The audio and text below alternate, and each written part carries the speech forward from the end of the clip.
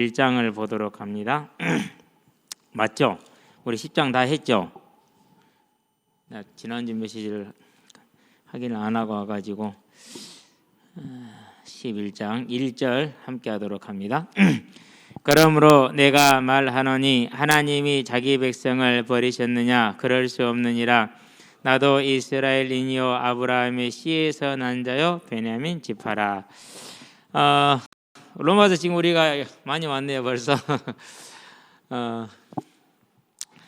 1장에서는 뭘 얘기를 했죠? 불신자들의 자에 대해서 불신앙에 대한 책임을 얘기를 했죠.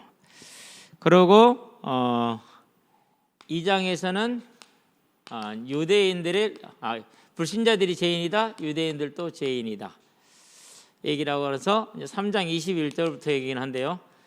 뭘 말하기 시작하지 때부터 이제 그래서 모두에게 믿음으로만 구원을 받을 수 있다. 근데 실은 이 말은 큰 말이에요. 왜 그러냐? 이스라엘 백성들은 자기들은 이미 구원받은 선택받은 하나님의 백성이라는 사실을 단 일도 의심하지 않는 그런 사람들이거든요. 하나님을 안 믿더라도 그래요. 마치 우리가 꼭 일본하고 시합하면 대한민국 응원한 것 같은 그런 느낌이거든요. 그런데 이제 이렇게 너희들 다 죄인이야 그러면서 따라서 하나님을 믿어야 돼, 예수를 믿어야 돼 이렇게 말하는 것은 이제 큰 충격이 될 수 있죠. 자, 그럼 우리가 이것을 생각을 할 때 로마를 생각을 해야 돼. 아직 바울은 로마를 안 갔어요. 가지 않은 상황에서 3차 전도여행을 마치고 지금 고린도에 머물고 있는 중이에요. 거기에서 지금 로마에 보내는. 고린도에서 이제 에베소로 고쳐가지고 가면서 예루살렘 올라가는 사도행전 20장의 이제 과정이 전개가 되잖아요. 그런데 그때 보낸 것이기 때문에 로마에 도착하기 한 3년 전에, 횟수로는 3년 전에 지금 이걸 썼다고 생각을 하는 게 맞겠죠. 그럼 이제 로마 교회에다 이것을 보내는 이유가 어디에 있겠습니까? 이제 대다수 로마 성도들은 비유대인들, 그들이 돌아왔죠. 너희들이 죄에서 돌아왔다는 얘기를 해주는 거죠. 소수의 유대인들, 너희들이 혈통적으로 구원받은 게 아니라 믿음으로 구원받는, 그것을 이제 설명을 하고 있다는 것을 항상 염두를 해두고 이 부분을 우리가 읽을 필요가 있고, 그러면서 또 전 세계와 전 시대를 염두를 해두고 읽어야겠죠. 자, 이렇게 말한 다음에 이제 3장부터 몇 장까지입니까? 이제 4장까지가 뭘 말하죠? 이제 이것을 말하죠. 그러면서 5장에서는 뭘 말합니까? 이제 그래서 우리가 이제 뭘 누리자? 하나님과 화목을 누리자 이렇게 얘기를 하죠. 6장에서는 뭘 말하죠? 이제 6장에서는 자, 그러면 우리가 이제 하나님과 하나가 되었은 믿음으로 대해서 용서를 받았으니까 우리가 계속해서 뭐 이제 공격을 받는 거죠. 그러면 아무리 죄를 지어도 용서받으니까 괜찮겠네 이렇게 얘기를 하죠. 그래서 우리가 은혜를 더하기 위해 죄와 가하겠냐? 그럴 수 없느니라라고 얘기를 하는 것이죠. 7장에서는 뭘 말합니까? 이제 7장에서는 율법에 대한 얘기를 하죠. 자, 율법을 뭐라고 정의합니까? 율법이 선하다, 악하다? 의롭고 선하다. 우리는 율법 그러면은 율법주의라는 게 머릿속에 들어와서 이렇게 영향을 줄 수 있어요. 율법과 율법주의는 달라요. 율법주의는 율법을 지킴으로 구원을 받겠다라는 거예요. 그게 율법주의예요. 율법은 뭡니까? 율법은 시내 산에서 신할평지에서 예수님이 우리에게 주신 게 율법이잖아요. 그렇죠? 자, 그런데 이 율법을 가지고 살게 구원받은 내가 살려고 보니까 결과는 어떻게 드러나요? 안 된다라고 드러나요. 그래서 로마서 7장 24절에 뭐라고? 오호라 나는 공고한 자로다. 이 사망의 법에서 누가 나를 건져내겠느냐? 우리 힘을 할 수 있다 없다? 없다라는 얘기를 하는 것이죠. 그래서 이제 8장에서 뭘 말합니까? 8장에서 다시 확인하죠. 자, 이 모든 과정 속에서 다 누구의 역사였습니까? 하나님의 구원의 계획 속에서 하나님이 주권적으로 이루신 거죠. 그래서 성령이 있는 자에게는 아들이 있는 자에게는 곧 성령이 있는 자에게는 구원이 있고 아들이 없는 자에게는 구원이 없느니라. 행위로 말미암은 것이 아니고 율법을 다 지켜서 말미암은 것이 아니라 오직 믿음으로 말미암아 난 즉 하나님께서 믿게 하셨고 보장으로 주신 성령이 그 안에서 너희가 진리의 말씀 곧 너희 구원의 복음을 듣고 그 안에서 또 믿어 약속의 성령으로 인침을 받았느니라 그랬잖아요. 그러니까 그 하나님의 생명의 성령의 법 안에 있는 것이다라는, 그래서 율법을 다 지키지 못한다 할지라도 우리가 죄가 있다 할지라도 계속 지을 수는 없지만, 일부러 짓는 건 아니지만은 구원은 분명하다 이렇게 얘기를 해서 이제 여기까지가 이신칭의를 논한 거예요. 그러면 실은 1장부터 8장까지는 뭘 말한 것이죠? 다 죄인이다, 누구도 죄인이다, 이신칭의를 말하기 위한 거죠. 그렇죠? 자, 그러면 이제 9장에서는 뭘 말했습니까? 자, 그러면은 하나님께서 선택한 이스라엘 백성들이 구원을 못했어요? 받았어요? 못 받았어요? 구원은 못 받았어. 8가지나 특권을 가지고 있었는데 최고. 그럼 왜 그러느냐? 육신적인 이스라엘이 이스라엘이 아니고 하나님의 택하심을 따라 나는 누가요? 마음의 할례를 받은 영적 이스라엘은 하나님의 구원에 있어서 하나님의 택하심의 교리를 지금 말하는. 자, 여기서 여기까지는 이 얘기를 안 했잖아요. 이제 그걸 얘기를 하는 거죠. 그 얘기를 하면서 누구를 든 거예요 지금? 그 하나님의 주권적인 택하심, 오직 믿음으로 말미암다라는 그걸 말하면서 이스라엘을 예로 듣는 것이죠. 자, 우리가 이제까지 봤던 10장은 이제 뭘 말했습니까? 하나님이 택하지 않았기 때문에, 그래서 최고의 증거가 누구였어요? 한 뱃속에서 난 에서와 야곱 두 사람이 증거였죠. 그렇죠? 그러고 이제 10장에 가니까 뭘 말합니까? 그런데 안 믿은 건 너희들 불신앙 때문이야, 네 책임이야, 이렇게 얘기하는 거예요. 야, 그러면 이제 이렇게 얘기하잖아. 하나님이 안 택했으니까, 내가 안 믿었으니까 나를 뭐 할 수 없다 그러죠. 이제 정죄할 수 없겠네. 이렇게 이제 반문을 또 제기를 하는 것이죠. 자, 그러면은 쭉 지금 얘기들이 전부 다 뭐예요? 로마 교회가 처한 복음에 대한 공격들이에요. 로마 교회를 공격하고 있는. 그럼 로마 교회만 그래요? 지금도 그래요? 지금도 마찬가지. 우리도 언제나 이런 공격을 받을 수밖에 없고, 우리 스스로도 이런 공격이 우리 안에서 있는 것이고. 그래서 9장에서는 하나님 6절에서 29절까지 뭘 말합니까? 하나님 안택에서 주권을, 그래서 토기장의 비유를 들었죠. 10장에서 21절까지 뭘 말합니까? 9장 3절, 3절부터는 네가 안 믿어서. 어떤 사람들이 이걸 조화를 시키려고 그래요. 하나님이 택하지 않아서 안 믿었다. 그렇게 하면 된다 안 된다? 하지 마라. 왜 하지 마라 그래요? 그건 우리 생각이요. 우리 사람의 시대적인 관념과 틀 속에서 그렇게 해석하면 안 돼요. 그냥 하나님이 안 택했다, 자기 불신앙이다, 딱딱 끊어버려야 돼요. 그게 저와 여러분이 설 수 있는 가장 중요한 자세예요. 그걸 어떻게 해석을 하려든지 메꾸려고 하지 마세요. 그러면 하나님이 했지, 안 하셨잖아요. 하지 말라는 소리예요. 자, 여기까지 우리가 이제 이렇게 봤어요. 불신앙은 구원 못 받은 건 네 불신앙 때문이야, 자기 책임이다, 이렇게 얘기를 했죠. 자, 그러고 이제 11장은 뭘 말합니까? 이제 이스라엘의 소수가 구원을 받고 나머지는 대다수는 자기 불신앙 구원을 못 받았어. 하나님의 선택 때문이었어, 자기 불신앙 때문이었어. 그런데 이스라엘은 앞으로 다 뭐를 받게 될 것이다? 구원을 받게 될 것이라는 미래에 대한 소망을 얘기를 하는. 그게 11장이에요. 자, 그러면 이제 12장부터는 뭘 갑니까 이제?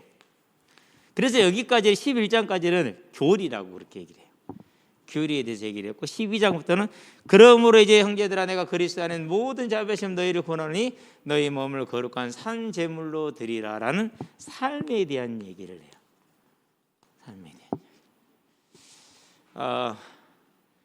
그래서 대부분의 사람들이 로마서를 인용할 때는 주로 8장에서나 뭐 이런 데서 몇 번 인용을 하지, 여기서부터 잘 인용을 안 해요. 근데 실은 여기서부터는 자, 이렇게 너희가 구원을 받은 자들이니 지금부터는 어떻게 살아야 된다라는 얘기를 하죠. 그건 뭐다 비유할 수 있어요? 솔로몬에게 네가 만일 율법을, 하나님을 사랑하면은 내가 한 언약을 다 이룰 것이요, 그렇지 않으면은 거두리라, 이렇게 얘기를 하는 거죠. 똑같은 구조예요. 이미 은혜로 주신 약속들이죠. 뭐 하라고 이제 그것을 내 것으로 지켜서 경작하라는 얘기예요. 사단이 교회를 공격하는 여러 가지 방법들 중에 한 가지가 이것만 강조를 해줘요. 그럼 틀린 강조가 돼. 이거 빼버리면. 그래서 내 책임과 내 노력을 뭐예요? 없애버리는 것이죠. 상당히 많이 위험해요. 그러는데 이전에 여러분 기도하기 힘들잖아요, 그렇죠? 새벽에 살는데 돼요, 안 돼요? 안 되잖아요. 그러면 새벽에 기도하면 다른 때 기도해요? 안 하잖아요. 얼마나 기도에 대한 부담을 가지고 있어요. 그렇죠? 전도에 대한 부담도 항상 있죠. 전도 돼요, 안 돼요? 저도 잘 안 돼요. 잘못 생각을 해서. 우리 저와 여러분 자신 자체가, 존재 자체가 빛이요, 소금이요. 우리 자체가 전도요. 이제 이 개념을 우리가 정립을 제대로 하면 괜찮아요. 그렇지 않으면 그렇단 말이죠. 그런 데서 이제 뭐 하는 거죠? 그런 부담과 답을 가지고 있는 사람들한테 이걸 딱 빼주고 이쪽에서 일부만 강조를 해줘. 그럼 어떻게 돼요? 그러면은 정말 힘이 나지요. 그 힘은 무슨 힘이에요? 뭔 힘이기는요, 간단하죠. 여러분들, 우리가 이제 뭐 그렇게 여러분들 그렇게 안 살아봤지만 저는 그렇게 살아봤으니까 나쁜 짓거리 해봐요. 재밌어요, 재미없어요? 혼자가 아니라 여럿이 모여 같이 해봐요. 재밌어요. 나무 밭에 가서 오이 따먹는 것부터 시작을 했거든요. 어찌게 짜리다든지 그렇게 맛있을 수가 없어. 훔쳐먹는 사과가 맛있다는데 진짜야. 그 오이 하나 저녁에 몰래 따먹어. 나랑 재영이랑 지금 광진에 있는 친구거든요. 둘이 따먹었거든요. 와, 그렇게 재밌대. 그 다음부터는요, 애들 모아갖고 아예 보따리로 들고 다니면서 감, 배 다 따다 그랬어요. 먹도 안 해. 따는 재미요. 그러니까 이제 다른 사람들은 그걸 안 해. 우리만 해. 얼마나 재밌는지 몰라요. 그러고 난리가 나면 우리는 다 공부 잘하고 착하잖아요. 절대 우리는 용의선상에 안 올라가. 우리 1년 선배들 껄렁껄렁 놀기만 하는데 그런 거 절대 안 하거든요. 맨 그 선배들만 얻어들어. 근데 지금도 미안해. 형들한테. 얼마나 얻어듣는지 다. 근데 그 형들도 참 의리가 있어. 우리는 안 했어요. 우리는 몰라요. 그러고 나중에 갖고 너가 했지. 이제 그러고 이제 매번 그런데도 절대 쟤들이 했어 이렇게 얘기를 고발을 또 안 하더라고. 우리가 좀 당장 해버릴 건데 확실히 좀 뭐가 좀 그 살이 그런 것 같아. 예. 그러고 난 뒤로도 이제 그런 이제 일탈 행동들 해보면 재밌어. 정말 재밌다니까는요. 그런 격이라. 그러니까 도로에서 운전하는데 난폭 운전하는 사람들 있잖아요. 그렇죠? 지가 운전 잘한 거야, 다른 사람이 조심해 준 거요? 다른 사람이 조심해 준 거요. 딱 그런 경우라. 저와 여러분들은 이제 여기를 마치고 나면 여기를 들어갈 거예요. 자, 그러면 이제 얘기 이렇게 쭉 전개돼 왔으니까 나머지 이제 11장도 그냥 가지는 않겠죠. 그래서 11장을 한번 이제 분석을 해보면은 다 잊어버려도 상관은 없는데 한번 해봅시다. 1절부터 10절까지는 뭘 얘기를 하고 있느냐면요. 10장까지의 9장 10장의 이야기를 연결을 짓는 하나의 중간다리 역할을 하는, 이렇게 이제 나머지 이제 11장 내용과 중간다리 역할을 하는데, 이스라엘의 현재와 미래에 대한 이야기를 하고 있어요. 현재에 대한 이야기를 하면서 이스라엘 하나님이 버리지 않았다. 그리고 11장부터 32절까지는 11절부터 32절까지는 하나님이 모든 이스라엘을 다 구원하실 것이다. 그래서 1장 질문 한번 1절 질문 한번 봐봐요. 자, 그러므로 내가 말하니 하나님이 자기 백성을 버리셨느냐? 그럴 수 없느니라. 10절 11절 한번 봐봐요. 그러므로 내가 말하노니 그들이 넘어지기까지 실종하였느냐? 그럴 수 없느니라. 온 이스라엘이 다 하나님의 때에 구원을 받게 될 거라는. 오늘은 이제 이 부분을 볼 거예요. 오늘은 이 부분을. 그래서 이제 이 부분과 이 부분 구조가 어떠죠? 그러므로 이제 내가 말하니 하나님이 자기 백성을 버리셨느냐? 하나님이 그럴 수 없느니라. 또 11절에 뭐라고 그럽니까? 자, 그들이 넘어지기까지 실족하였느냐? 그럴 수 없느니라. 대답은 같죠. 그럴 수 없다. 뭐 한다? 결국은 전부 다 구원을 받게 될 것이다 라는 얘기를 하죠. 자, 그러면서 이제 그 얘기를 하는데, 여기에서도 뭐가 나오느냐면요, 남은 자 얘기가 나와요. 남은 자 그리고 유기된 자.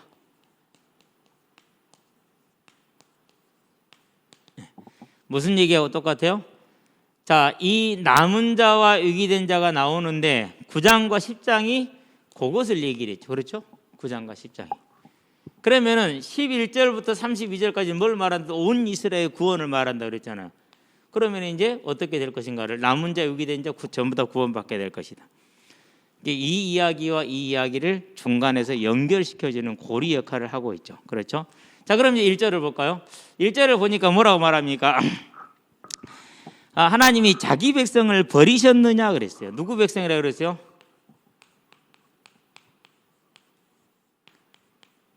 자기 백성이, 하나님의 백성. 그 말은 무슨 말입니까? 이스라엘이 지금 대다수가 구원을 못 받고 있지만 버렸다 안 버렸다? 안 버렸다. 그런 뜻이 되는 거죠. 저와 여러분도 누구 백성이에요? 하나님의 자기 백성이에요. 우리가 열심히 해서요? 예수님 믿고 잘해서요? 아니요. 그분의 은혜로 택해서. 그렇죠. 그러니까 뭐밖에 없어요? 감사. 항상 감사하며 저와 여러분들 서게 되길 바랍니다. 그러면서 뭘 얘기합니까? 나도라는 단어를 썼어요. 나도는 누구죠? 핍박자. 예. 10달도 채우지 못하고 난 8달밖에 안 되고 난 그렇게 부족한 자 같은 나, 그것은 자신이 복음을 몰랐고 하나님을 대적했던 부분을 그렇게 지금 표현을 하는 것이죠. 그러면 어떤 나도입니까? 사도행전을 볼까요? 7장이죠. 50 몇 절인가요? 7장 58절이죠. 뭐 했어요? 스데반을 돌로 쳐서 죽일 때 증인이었어요. 사람들이 겉옷을 바울 앞에 벗어뒀으니까 핵심적인 역할을 한 거죠. 이 일에 대한 책임을 누가 지겠다? 내가 지겠다라는 거. 그거 쉽지 않습니다. 그러고 8장에 가니까 1절에서 3절까지 뭐 하죠? 이제 남은 자들을 사도 바울이 뭐예요? 사도가 바울이 잔멸하죠. 철저하게 색출해내는 거예요. 그 뛰어난 머리와 바리새인의 열심을 가지고 얼마나 철저하게 시험하고 유도해서 가려냈겠어요. 그 방법이 아마 상상을 초월하는 잔인함과 교활함을 다 가지고 있었을 거예요. 그렇죠? 자, 그런데 이걸로 끝난 거예요? 아니죠. 9장이죠. 1절로 이제 아직도 뭐 했어요? 살기가 등등하다 그랬어요. 그러면 아직도라는 표현을 썼는데 예루살렘에 있던 그 2만 명이 다 흩어졌어요. 몇 명 남았어요? 사도들만 남았다 그랬어요. 그러니까 스데반의 환란이 일어날 때 그때가 예루살렘 교회 한 2만 명 되는 걸로 추산을 해요. 일단은 사도행전 2장에서 3천 명, 4장에서 4천 명. 이게 베드로가 설교해서 3천 명이 돌아왔죠. 안진병이 일어나서 4천 명이 돌아왔죠. 남자만 그러면 7천 명이요. 그러면은 고박 2만 해도 14,000명이 20세 이상이니까 자녀들까지는 어떻게 돼? 2만 명이 훌쩍 넘어요. 그 많은 수가 다 흩어져 버렸어. 예루살렘에 그렇게 이제 누가 없는 거예요. 믿는 사람이 없는 거. 그럼에도 불구하고 이제 이 흩어져 있는 누구를 찾으러 잡으러다라는 거예요. 이제. 예. 그러면은 그때 당시 로마의 3대 도시 로마, 알렉산드리아, 그리고 안디옥, 시리아의 안디옥. 그러면 이 안디옥에는 유대인들이 많이 살고 있단 말이에요. 거기까지 잡으러 가는 거예요. 이제. 아마 거기서 한 다음에는 어디로 갔을지는 모르겠는데 다 뒤지러 다녔을 거예요. 이런 나도. 그래서 갈라디아서 1장에서 뭐라고 말합니까? 1장 13절에서 14절에 디모데전서 몇 장이 4장입니까? 3장입니까? 디모데서에 보니까 디모데서 1장이네. 1장 13절에서 15절에 자기가 어떻게 하나님을 향해서 예수를 대적했는가를 보여주고 있죠. 그러한 나도 그렇게 얘기를 하잖아요. 그 말은 무슨 말입니까? 이스라엘이 다 버림받았냐? 아니다. 나도 유대인이지 않냐? 그런 얘기를 하죠. 그러면서 이스라엘인이요 이렇게 얘기를 하죠. 무슨 말이니까 로마서 9장 4절 5절에 보니까 이스라엘이 가져온 8가지 특권에 대한 얘기를 했죠. 그러면서 아브라함의 씨요 그랬죠. 씨의 개념은 대단히 중요해요. 로마서 4장 16절 18절에 9장 7절에 9절에 아브라함의 씨에서 난 자라야 할 것이라는 그 이스마엘과 이삭에 대한 얘기를 할 때 나오죠. 29절에 아브라함의 씨에 대한 얘기가 나와요. 베냐민 지파다. 자기 12지파 중에 어디에 소속했다는 거 확실히 말함으로 인해서 유대인이 버림을 받았다 안 받았다? 안 받았다라는 것을 1절에서 말하고 있죠. 그래서 유대인들이 하나님이 버림받은 것이 아니라는 것 첫 번째 증거, 본인을 증거로 들었어요. 그럼 두 번째 이제 2절을 볼까요? 2절부터 6절까지는 남은 자가 있다라는 얘기를 할 겁니다. 그래서 남은 자는 누구죠? 엘리야입니까? 엘리사가 하나님 앞에서 아이고 죽었습니다. 난 이제 나밖에 안 남았습니다라고 말할 때 7천을 이경을 들면서 그때와 같이 지금도 누가 있다? 하나님이 남겨둔 씨가 있다라는 얘기를 2절부터 6절까지 할 거예요. 2절 하나님이 그 미리 아신 자기 백성을 버리지 아니하셨나니 너희가 성경이 엘리야를 가리켜 말한 것을 알지 못하느냐? 그가 이스라엘 하나님께 고발하되. 자, 먼저 미리 하신 것 하나 봐요. 로마서에 보니까 8장 29절에 뭐라죠? 하나님이 미리 아신 자들을 자기 아들의 형상을 본받게 하여 미리 정하셨으니 이는 그로 맏아들이 되게 하려, 그들 중에서 맏아들이 되게 하려 하심이라, 이렇게 얘기하잖아요. 그렇죠? 그러니까 미리 아셨다. 이미 하나님의 어디 안에 있다라는 거요? 영원 전부터의 계획 안에 있다. 그래서 지금 이 상태에도 뭐 있다라는 거? 영원 전부터의 계획 안에 있다라는 거. 저와 여러분들은 그것을 항상 믿어야 돼요. 특히 언제 믿어야 되느냐? 잘 나갈 때 믿어요. 안 될 때는 다 믿어요. 안 될 때는 주여 주여 다 해요. 잘 나갈 때는 누구든지 잊어버려요. 잘 나갈 때는. 저부터 해서 다 그럴 거예요. 그러니까 이 하나님이 온전히 계획하시고 택하셨다라는 것을 저와 여러분들은 언제나 잊어버리지 않되, 뭘 뜻하기 때문에 그렇습니까? 겸손하기 때문에 그래요. 뭘 뜻하기 때문에 그렇습니까? 어떠한 상황 속에서 소망을 잃지 않기 위해서 그러는 것이죠. 그렇죠? 그래서 미리 하신 자기 백성이다. 루터나 칼빈은 모든 구원받은 자라고 이렇게 얘기를 해요. 그런데 지금 문맥상 그거예요, 아니에요? 문맥상 그 얘기가 아니잖아요. 9장, 10장, 11장 지금 누구만 얘기하고 있는 거? 이스라엘 얘기하고 있거든. 그러니까 여기서 미리 하신 자기 백성은 이스라엘을 뜻하는 걸로 보는 것이 합리적인 해석이라는 게, 여러분 그렇게 알면 되겠고. 자, 이 이스라엘 향해서 이사야가 고발을 하죠. 고발을 했다라는 것은요, 거슬려서 송사를 했다라는 거예요. 이 자리에 보니까 고발하되 그랬잖아요. 이 고발은 무슨 말이냐면요, 하나님이 뭘 요청한 거냐? 징계를 요청한 거예요. 하나님이 징계를. 그러면 이사야가 왜 자기 민족을 이렇게 징계를 요청했습니까? 무엇 때문에 그래요? 내 민족보다 뭐가 중요하죠? 하나님의 영광. 하나님의 뭐가 줘요? 언약.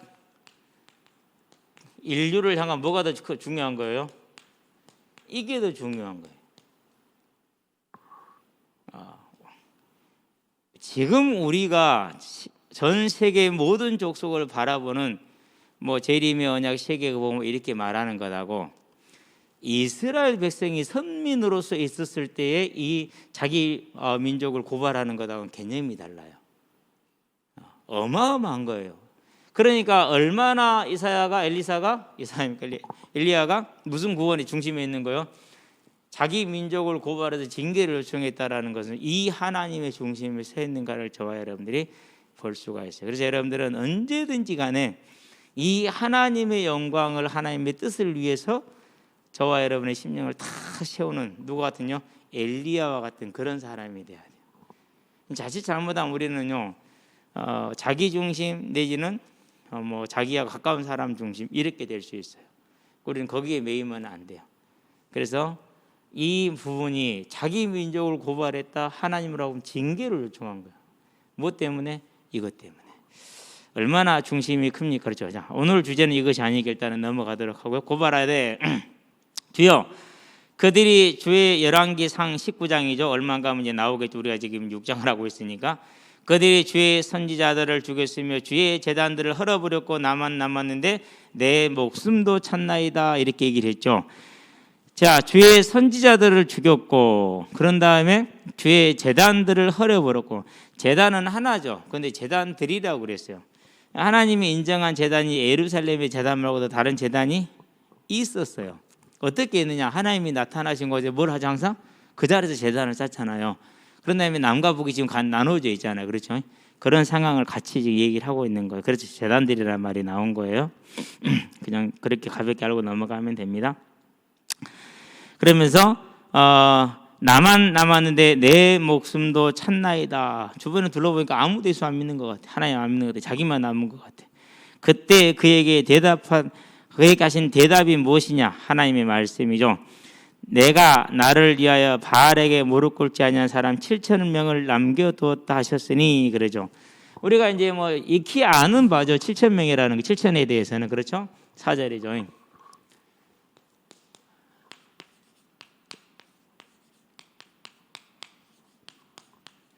아, 7이라는 숫자는 먼저 이제 우리가 등잔을 한번 볼까요? 등잔에는 이제 성소에 들어가면은 떡상이 있고 등잔대가 있다 그랬죠. 그 등잔대에 등잔이 몇 개 있죠? 7개가 있죠. 그렇죠. 떡상은 떡은 12개야. 근데 등잔에 등잔이 12개가 아니라 7개야. 왜 그러죠? 상징이 달라요. 나타내 주는 게. 그 떡상에는 진설병 상에 있는 떡은 앞으로 찢기게 될 누구를 뜻해요? 예수님의 몸을 뜻해요. 여기서 등장하는 누구를 뜻해요? 그러면 이제 성령을 뜻해요. 그래서 7이에요. 7은 안전수를 뜻한다라는 말이죠. 자, 그러면 이제 스가랴서를 볼까요? 이건 출애굽기 25장 23절에 보면은 이제 등잔 때에 대한 얘기가 나오죠. 진설병에 대한 얘기 거기서 나오구나. 스가랴 4장을 볼까요? 2장에 보니까 역시 여기도 뭐가 있어요? 7 등잔이 있어 나와요. 네.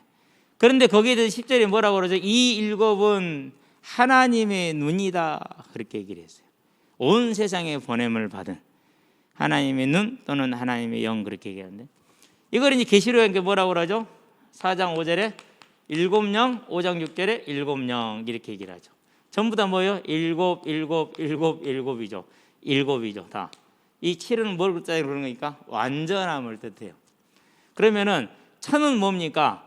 아주 많다. 충분히 많다예요. 완전 그리고 더하기 충분한.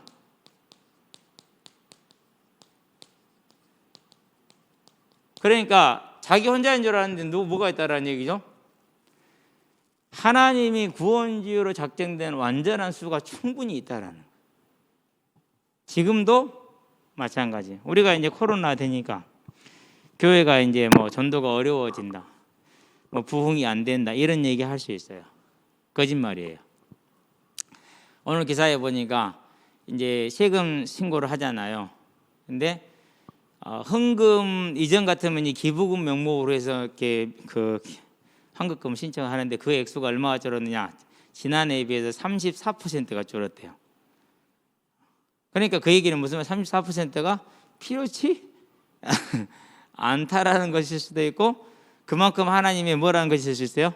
징계라는 것일 수도 있는 것이죠. 그렇죠? 네. 저는 이제 두 가지로 다 봐요. 두 가지로 다 보는데 그러면 주로 이제 그 34% 축소는 주로 누구한테 와 있? 누가 더 어려움을 겪어요? 우리 같은 작은 교회가 어려움을 겪죠. 그렇죠? 그러면 이제 뭐 해야 돼요? 하나님이 더 민감하게 우리한테 반응하라는 소리예요. 누구보다도요? 소중하다는 소리죠. 그렇게 봐야 돼요. 근데 이제 이걸 돌파하기 위해서 뭔가 다른 방법을 찾죠. 그게 뭐예요? 그게 이제 사람이 하나님을 대신하는 것이 되죠. 어쨌든지 간에 이 남은 7천이라는 것은 이런 의미를 가지고 있다라는 것, 성경에서 이렇게 말하고 있다라는 것, 저와 여러분들이 기억을 하게 하면 되겠고, 완전한 자가 준비되어 있다라는 얘기를 하고 있죠. 하셨으니 그런즉 이와 같이 지금도 은혜로 택하심을 따라 남은 자가 있느니라 그랬어요. 5절 뭐라고 그랬어요? 은혜로. 그렇죠. 저와 여러분들이 구원받은 게 은혜 아니면 설명할 길이 없어요. 그래서요 항상 여러분이 잊지 마세요. 이 땅에서 잘 된다 안 된다는 중요해요. 그러나 그것은 기준이 될 수가 없어요. 이걸 잊어버리면 절대 안 돼요. 그 개념으로 보자면 일단은 우리에게 이 복음을 전달한 바울부터가 예수 믿고 망한 사람이죠. 바울부터가 망한 사람이야. 평생 동안 예수 믿고 고난을 겪은 사람. 고난 중에 제일 힘든 그 고난이 뭡니까? 이제 제일 힘든 고난이 고린도 교회처럼 바울을 향해서 뭐 할 때요? 대적할 때. 데살로니가 교회처럼 바울을 향해서 뭐 할 때요? 바울이 동기를 가지고 지금 저렇게 열심히 하는 거다라고 말할 때. 그런 거예요. 근데 대부분의 서신서들이 그걸 다 말하고 있어요. 항상 교회 안에서는 그러니까 그런 유들이 항상 있는 거예요. 어쩔 수 없어요, 그것은. 그때마다 바울은 대답을 해주죠. 데살로니가전서에 이제 여러분에게 이제 해설지가 나가게 되겠지만은 그 말 한마디 한마디 보면은 진짜 가슴 아픈 얘기들이 많죠. 왜요? 그렇게 거짓말을 해서 교회를 무너뜨린단 말이에요. 계속해서 성도들은. 그러니까 저와 여러분들이 뭘 보는 겁니까? 우리가 은혜로 구원받았다는 사실을 잊어버리게 되면은 뭐가 됐냐 안 됐냐. 그런데 우리에게 이 복음을 전한 하나님의 가장 큰 일꾼은 바울은 예수 믿고 망한 사람이야. 그렇게 보자면 완전히. 그리고 마지막으로 어떻게 됐어요? 마지막은 목 잘려 죽었어. 참수. 그게 이제 영화 바울 보면 어떻게 죽어요? 이렇게 올려놓고 단칼에 내치잖아요. 그렇죠? 그 옆에서 누가 이제 지켜보고 있잖아요. 그 장면을. 그렇게 이제 영화를 구성을 했잖아요. 그래서 저와 여러분들은요, 하나님의 은혜는 내가 예수를 믿었다라는, 절대 그 이상도 그 이하도 넘어가면 안 돼. 저는 제가 지금 생각해도 어쩌다 이런 일이 소가 뒷걸음지다 지를 밟는다는데 그보다 더 큰 복이라. 진짜로. 아무리 제 노력과 제 생각을 가지고는 절대 믿을 수 없어요. 하나님을 대적하는 데는 정말로 능하긴 하는데 그 외에는 하나님을 찾을 수는 없거든요. 은혜죠, 그게. 그렇죠. 은혜를 뭘 받았다 그랬어요? 택하심 그랬어요.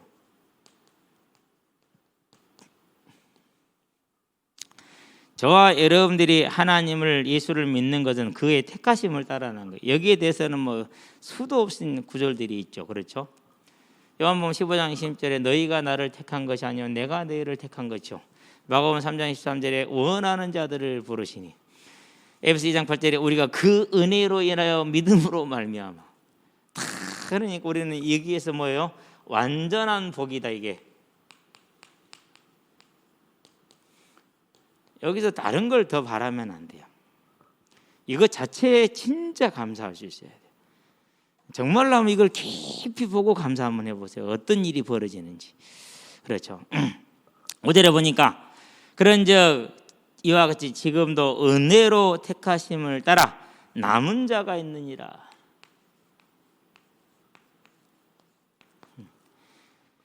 남은 자 그랬어요. 자, 이사야의 아들 이름이 스알야숲이죠.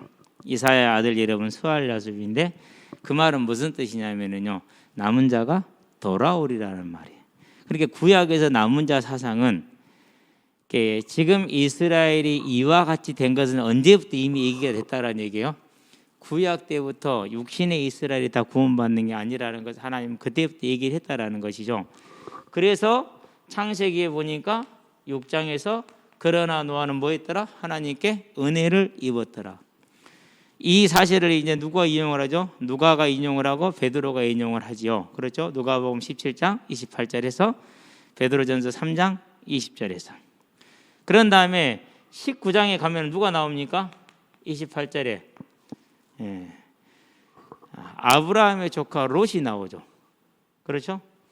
택함을 같이 삼촌을 작은 아버지를 큰 아버지를 따라는 갔는데 뭘 받지를 못한 거예요?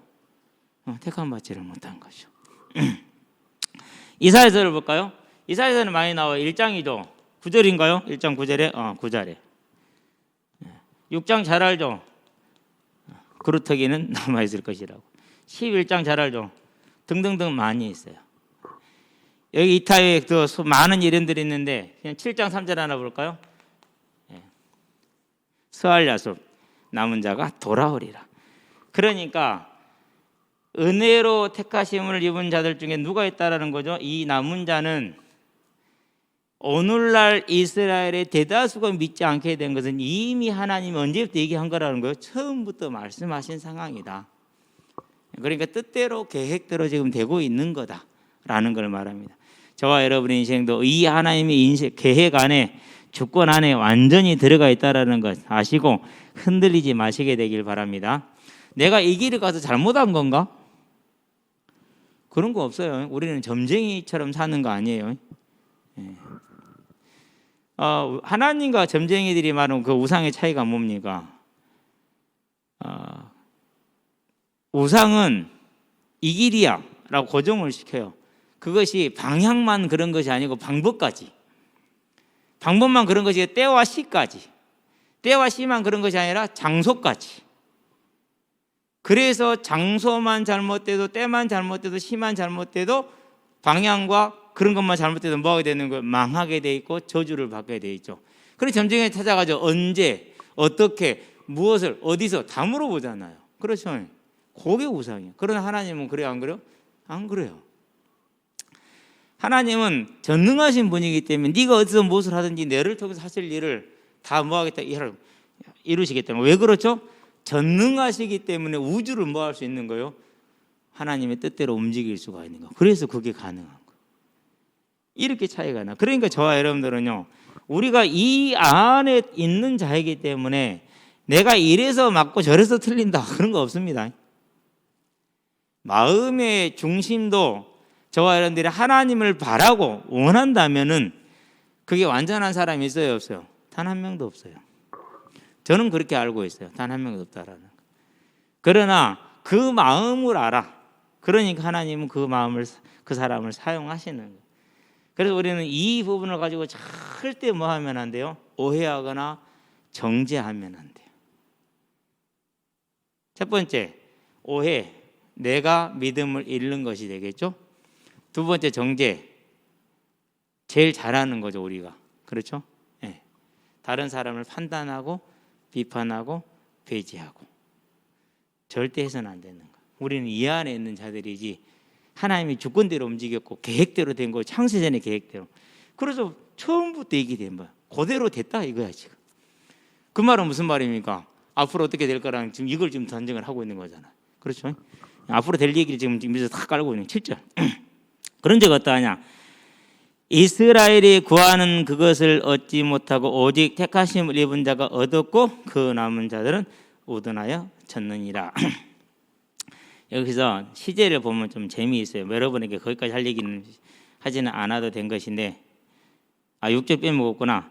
만일 은혜로 된 것이면 행위로 말미암지 않음이니 그랬어요. 이신칭을 다시 말하는 것이죠. 네. 그렇지 않으면 은혜가 은혜되지 못하느니라. 저와 여러분들이 뭘 받은 자들이다? 온전한 하나님의 은혜 안에 있는 자들이다. 7절 갈게요. 이제 이신칭을 다시 한번 정리하고 7절. 그런 적 어떠하냐? 이스라엘이 구하는 그것을 얻지 못하고. 여기서 구하는 현재 시대요. 현재 시제. 그러니까 저 모두가 과거부터 지금까지 뭐 하고 있다라는 거요? 계속되고 있다라는 거예요. 그러는데 우둔하여졌느니라 그랬어요.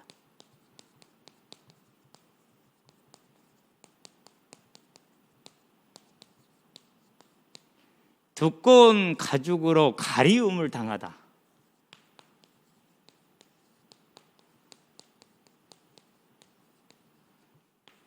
가리워짐.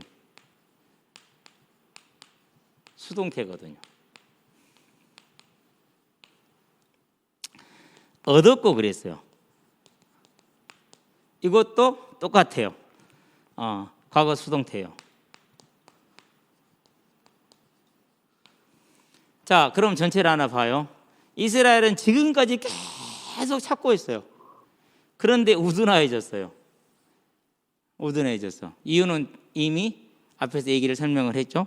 9장 10장에서 하나님이 선택하지 않았다. 10장에서 너희들이 안 믿었다. 이렇게 얘기를 하셨잖아요. 그래서 우둔해졌다. 두꺼운 가죽으로 가리운 거야. 보일 리가 없죠. 누가 얻었어요? 이방인들이 얻었어요. 뭘 얻었어요? 은혜로 얻었어요. 근데 이게 언제부터 계획된 거예요? 이미 창세전부터 계획된 거야. 하나님의 계획대로 가고 있다, 안 되고 있다? 계획대로 가고 있다. 거기에 대해서 우리 할 말 있다, 없다? 뭔 진에게 할 말이 있대요? 아무 할 말 없죠. 자, 그렇게 지금 얘기를 하시는 거죠. 자, 8절 갈게요. 기록된 바 하나님이 오늘까지 그들에게 혼미한 심령과 보지 못할 눈과 듣지 못할 귀를 주셨다 함과 같으니라 그랬어요. 기록된 바 그렇게 얘기를 하고 있죠.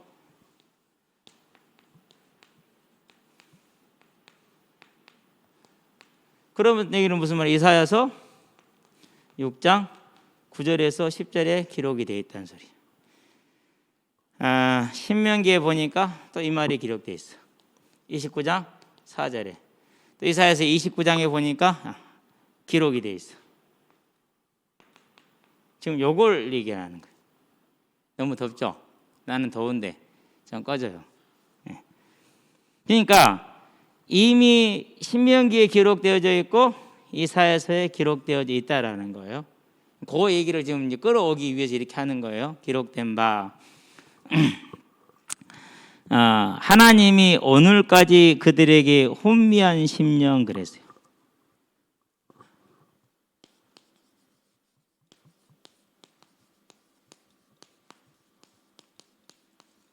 혼미하다는 말은 찌르다라는 말에서 왔어요.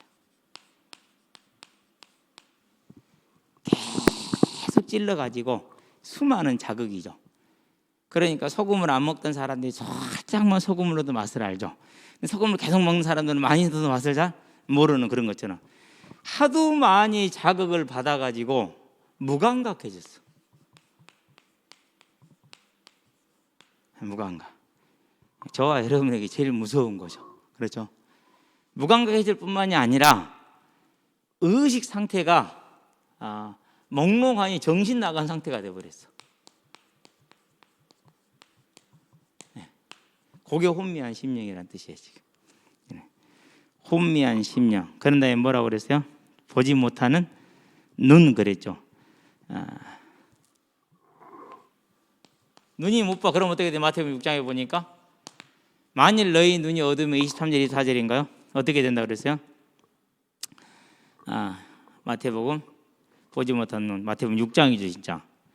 눈이 보지 못하면은 어둠이 어디 하겠느냐. 6장이 몇 절이죠? 22절 23절 마태복음 6장. 어디 보자. 내 눈은 몸의 등불이니 그러므로 네 눈이 성하면 온몸이 밝을 것이요 눈이 나쁘면 다 어두울 것이다. 22절 23절.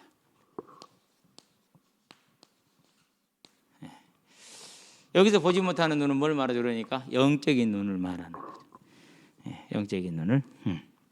듣지 못하는 귀 그랬어. 못 들어. 그럼 어떻게 이제 로마서에 보니까 10장 17절에 믿음을 어디서 난다 그랬어요? 들으면서 난다고 그랬잖아요. 근데 이 들음이 안 들려. 그럼 어떻게 되는 거예요? 그럼 끝난 거예요. 유대인들이 지금 이런 상황이 돼 있다라는 것이죠. 그렇죠? 예.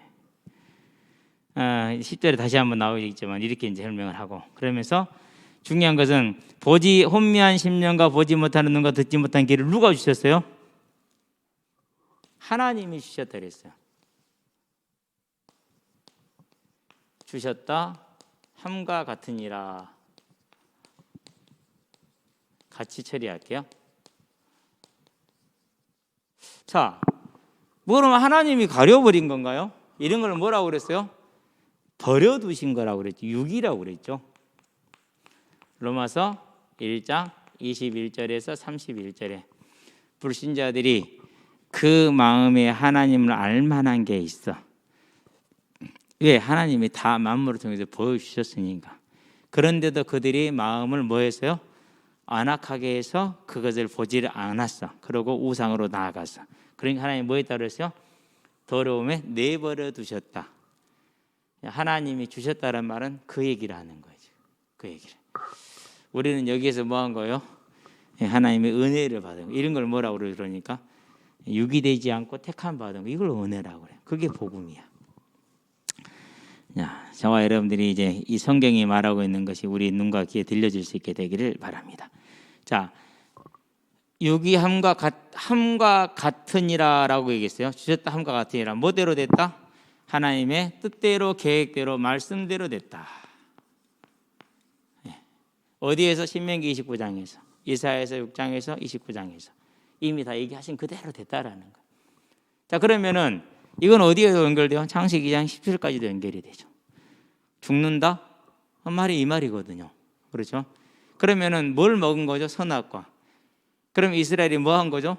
로마서 9장 10장에서 되는 것처럼 그들이 뭐 한 거예요? 하나님을 거역한 거죠. 그 흐름은 똑같이 가는 거죠. 자, 9절 갈까요? 그러므로 너희 이렇게 기도하라. 하늘에게 뭐 마태복음 펴놓고 그러고 있네. 로마서 11장. 아이 참 당황스러워라. 그렇죠. 이러니까 생각나는데 뭐 하다가 그 앞에다가 글씨를 딱 보여주면은 그걸 읽어. 자기도 모르게. 그게 이제 뭐 그런 뭐 코미디 프로도 있는 것 같은데 또 다윗이 이르되, 자 여기서는 이제 시편 69편을 이용을 하는 거죠. 자, 그들의 밥상이 올무와 덕과 거치는 것과 보응이 되게 하시었고 그렇게 얘기를 했어요.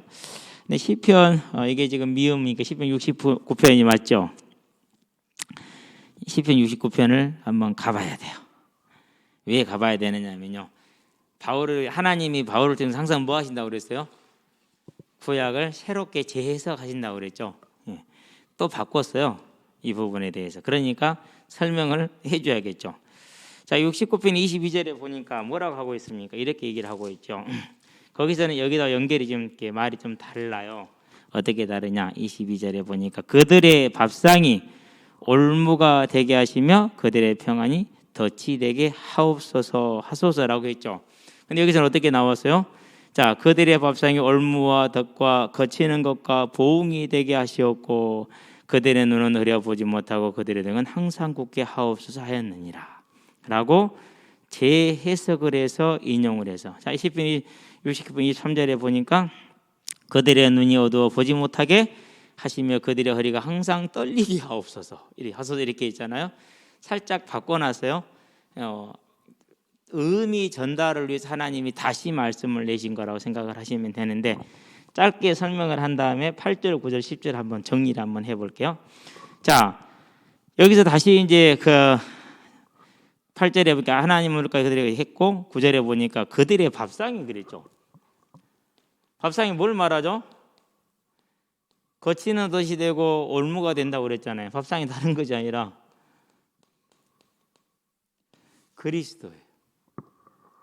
그리스도. 자, 이스라엘에게 밥상이 주어져서 먹으면 힘이 나고 즐겁겠죠. 뭐가 주어진 거예요? 그리스도가 먼저 주어졌어.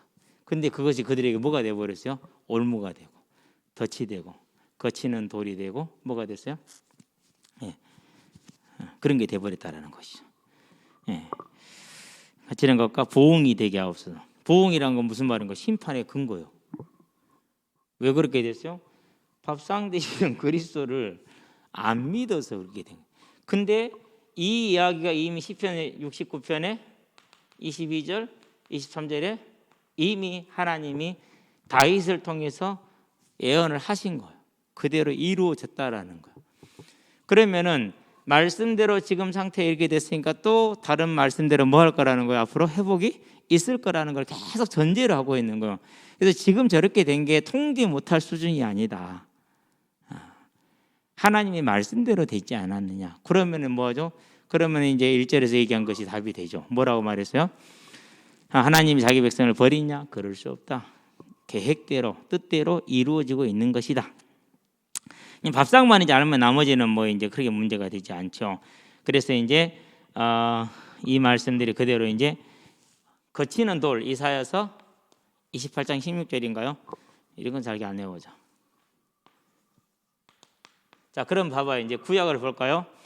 신명기 29장 4절이죠. 그렇죠? 그런 다음에 이사야서이죠. 그런 다음에 시편이죠. 누가복음을 볼까요? 24장 44절에 뭐라 했어요? 모세의 뭐? 율법. 그런 다음에 뭐가 나오죠? 선지자의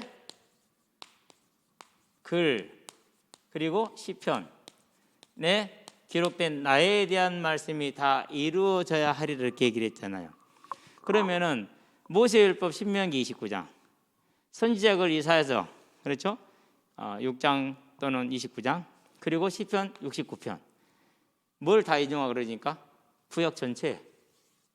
그래서 8절, 9절, 10절은 구약 전체를 가지고 온 거예요. 그걸 가지고 현재 이스라엘의 상태를 설명을 한 거예요. 자, 그렇다는 얘기는 뭘 말하기 위한 거죠? 그럼 구약이 이것만 있어요? 이사야서에 있는 게 주로 뭐죠? 회복의 약속이잖아요. 그렇죠? 보라, 처녀가 내가 친히 징조를 지리니 그랬어요. 너는 하나님께 징조를 구하라. 나는 하나님을 시험하지 않겠노라. 그러니까 뭐라고 그러죠?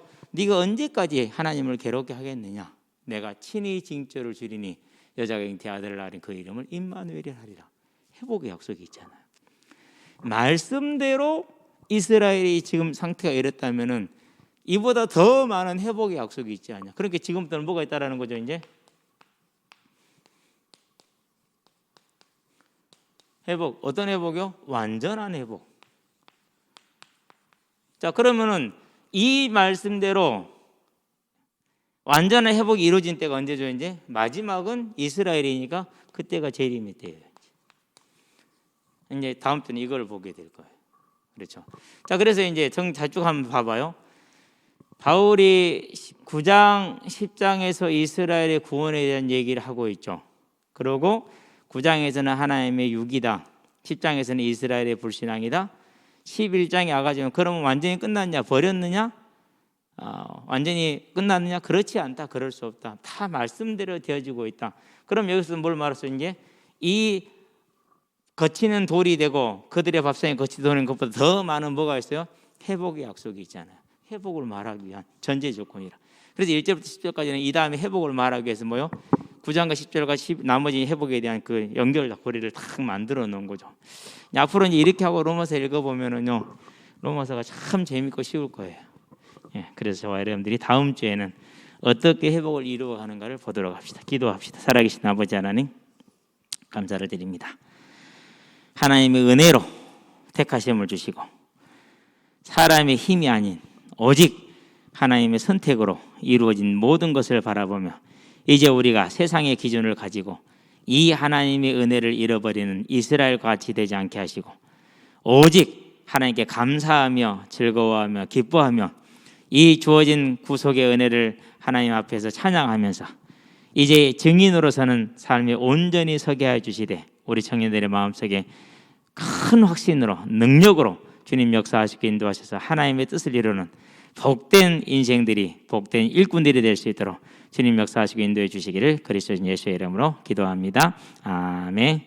이제는 우리 예수 그리스도의 십자가 대속의 은혜와 독생자 예수를 죄인을 아끼지 않고 내어주신 하나님 아버지의 무한하신 사랑과 지금도 생명의 길로 의의 길로 영화의 길로 인도하시는 성령의 내주교통 역사하심이 오직 은혜로 되어진 이 하나님의 택하심을 따라 끝까지 이루어질 하나님의 언약 아래서 부름받고 하나님의 일꾼으로 쓰임받게 될 우리 모든 대학 청년들과 이들이 나가야 될 복음의 진로 위에 지금부터 영원토록 함께 계실지어다.